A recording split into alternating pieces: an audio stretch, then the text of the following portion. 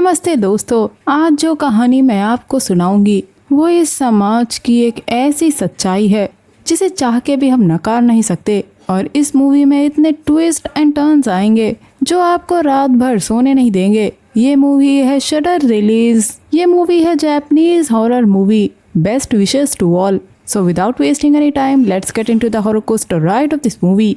दोस्तों, वीडियो शुरू करने से पहले मैं आपको बता दूं कि इस कहानी में किसी भी कैरेक्टर के कोई नाम ही नहीं है, लेकिन मैं पूरी कोशिश करूंगी कि आपको ठीक से कहानी समझ में आए। कहानी की शुरुआत एक छोटी खुशहाल फैमिली से होती है जहां सभी लोग एक साथ बैठ के खाना खा रहे होते हैं।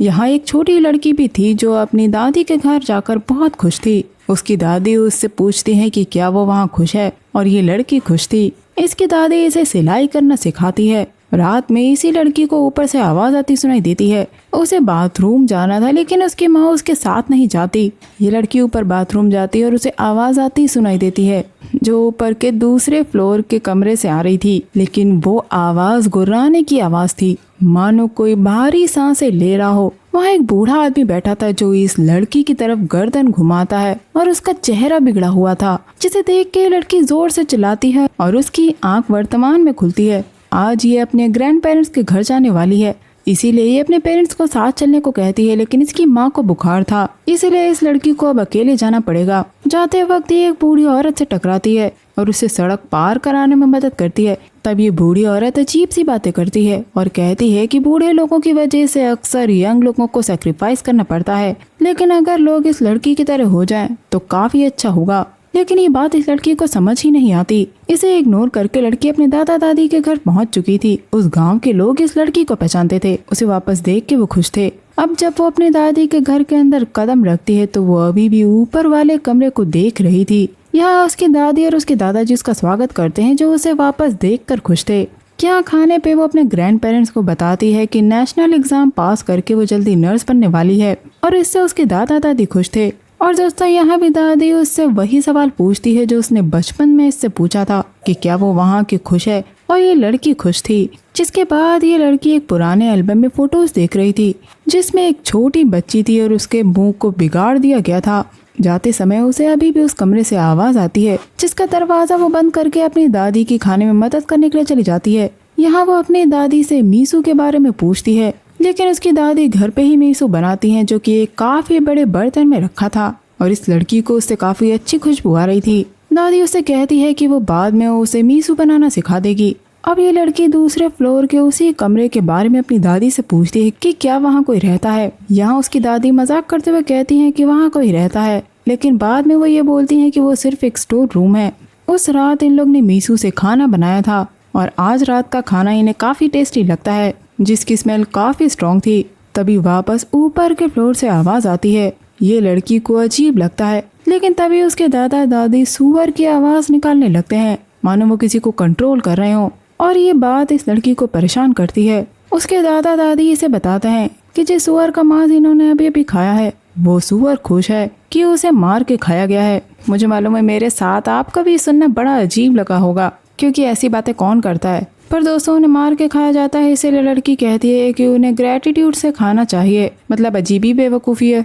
अब जब ये लड़की नहा कर आती है तो ये अपने दादा को एक मूर्ति की तरह वहीं खड़ा हुआ पाती है, जो एक तरफ देख रहे थे और उनका मुंह खुला हुआ था, मानो वह शौक में हो। लेकिन इस लड़की के बुलाने पर वो एकदम नॉर्मल तरीके से बात करते हुए वहाँ से चले जाते हैं, मानो कुछ हुआ ही ना हो। अगले दिन ये लड़की अपनी माँ से बात कर रही होती है और बताती है कि दादा दादी अजीब बिहेव कर रहे हैं, शायद उन्हें भूलने की बीमारी है। वो चाहती है कि उसके माता पिता वहाँ जल्दी आ जाएं। तभी उसे एक स्कूल का लड़का दिखाई देता है जिसकी साइकिल गिर गई थी, और उसकी मदद ये लड़की करती है क्योंकि कुछ लड़के उसे बुली कर रहे थे।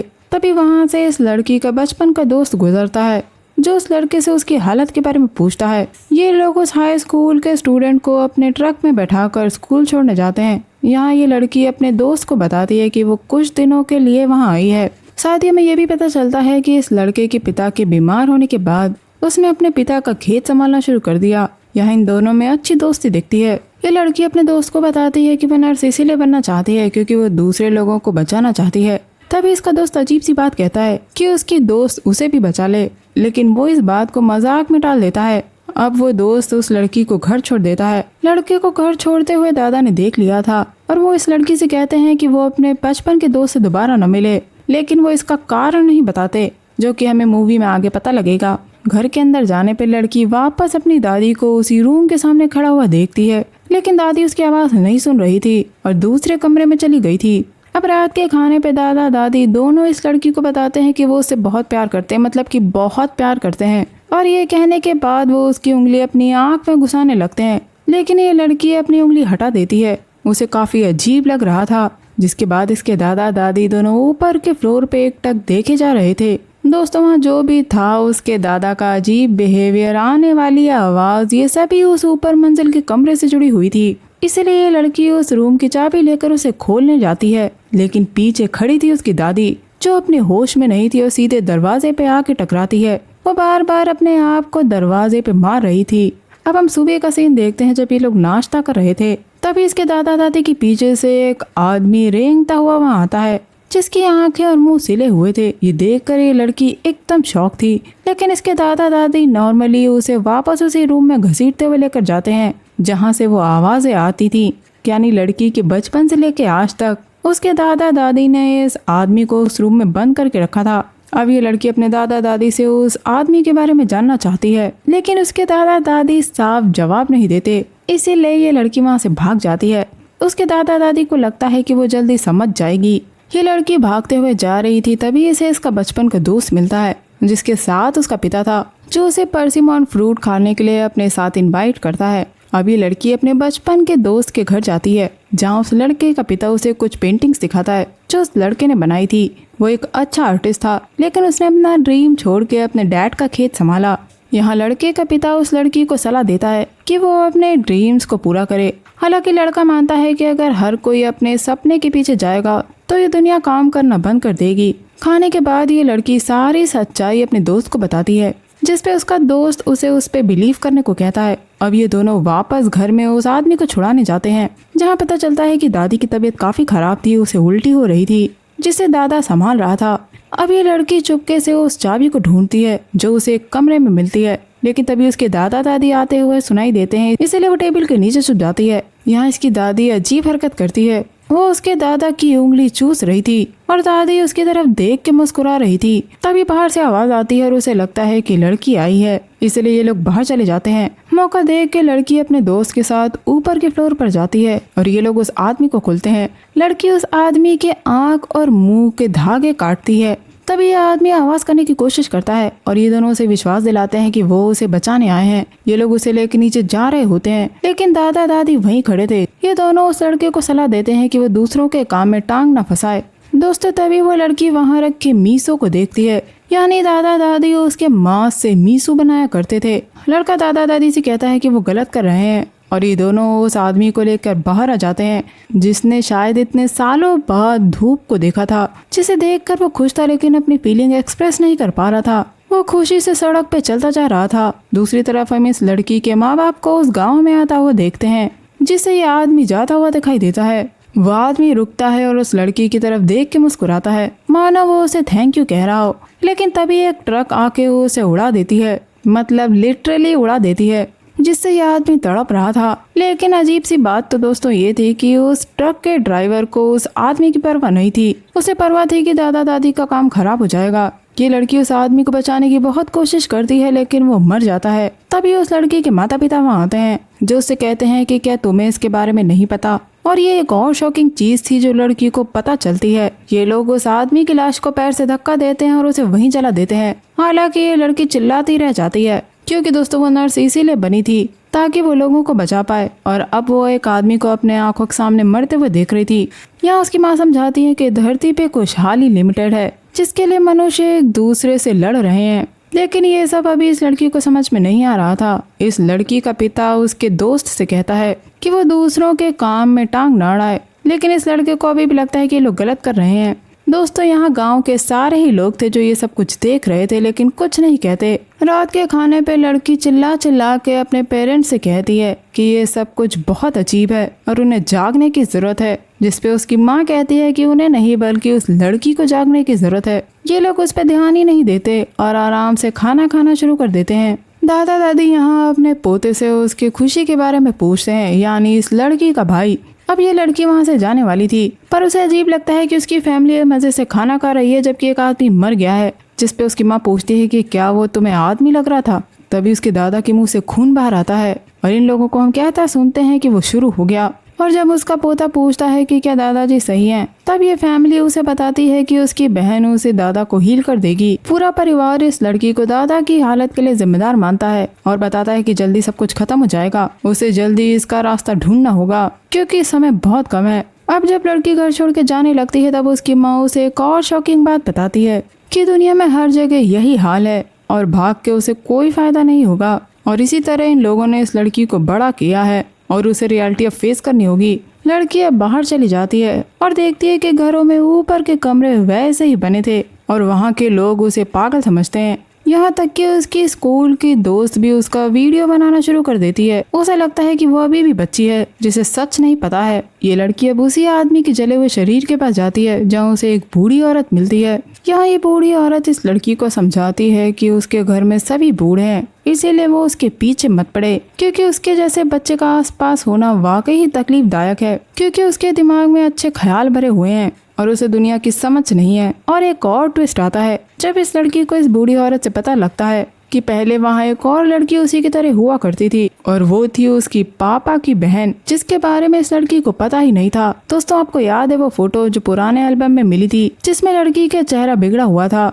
वो इस लड़की की आंट थी जिसके बारे में वो अपने पापा से पूछती है तो पता चलता है कि वो भी इसी लड़की की तरह सोचा करती थी और वो घर छोड़ के भाग गई थी। हो सकता है कि वो मर गई हो, लेकिन कुछ लोगों ने उसे पहाड़ों पे देखा है। ये लड़की अपनी आंट को ढूंढने निकल जाती है, लेकिन तभी ये देखती है कि इसकी दादी के कान से खून आ रहा था, पर ये इग्नोर करके पूछते पूछते उस पहाड़ पे चली जाती है जहाँ वो अपनी आंट से मिलती है, जिससे मिलकर वो अपने ग्रैंड पेरेंट्स के बारे में बताती है। तब उसकी आंट कहती है कि उसे चिंता करने की कोई जरूरत नहीं है क्योंकि ये सब कुछ एक भ्रम है। और यहाँ इसकी आंट भी अजीब सी बातें करते हुए कहती है अगले 20 सालों में अफ्रीका का समय होगा क्योंकि तब तक वो हमसे ज्यादा अमीर हो चुके होंगे। दोस्तों, यहाँ ये आंट कहती है कि ये विश्व 0 से 1 बना है। और यहाँ ये वर्चुअल रियलिटी के बारे में बात करती है कि वर्चुअल वर्ल्ड में आप एक इंसान हो सकते हैं या फिर एक छोटे बच्चे, लेकिन ध्यान से देखने पर ये दुनिया बड़ी अजीब होती जा रही है। यहाँ इसकी आंट उसे लकड़ी काटना सिखाती है और जैसे ये लड़की अगला बार लकड़ी पे करती है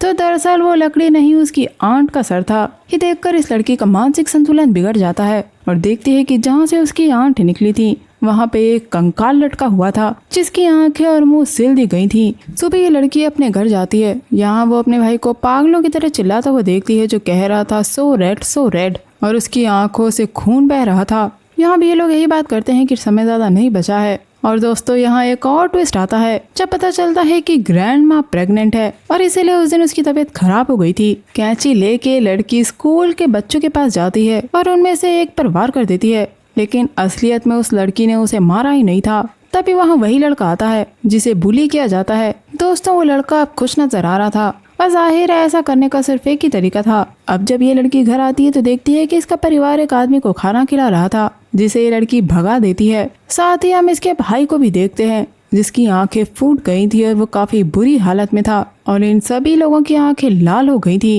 ये लड़की अपने आप को समझाती है कि ये सब कुछ भ्रम है और अब यहाँ उस कमरे में रखे आदमी की तरह ही वो अपनी आंखें सिलना शुरू करती है, लेकिन ऐसा कर नहीं पाती। ये देख के इसका परिवार पागलों की तरह हंसते हुए इसके पास आता है। तब ये लड़की भागते हुए अपने बचपन के दोस्त के पास जाती है जहाँ पता चलता है कि उसके पिता की मौत हो चुकी है। यहाँ वो अपने दोस्त को कहते हुए सुनती है कि उसका परिवार कभी भी खुश नहीं रहा, ये जनरेशन से चलता आ रहा एक श्राप है और ये लोग खुशी नहीं ढूंढ पाएंगे। इसीलिए वो अपनी दोस्त को ऐसे चले जाने के लिए कहता है। उसकी दोस्त उसे बताती है कि ये सच नहीं है।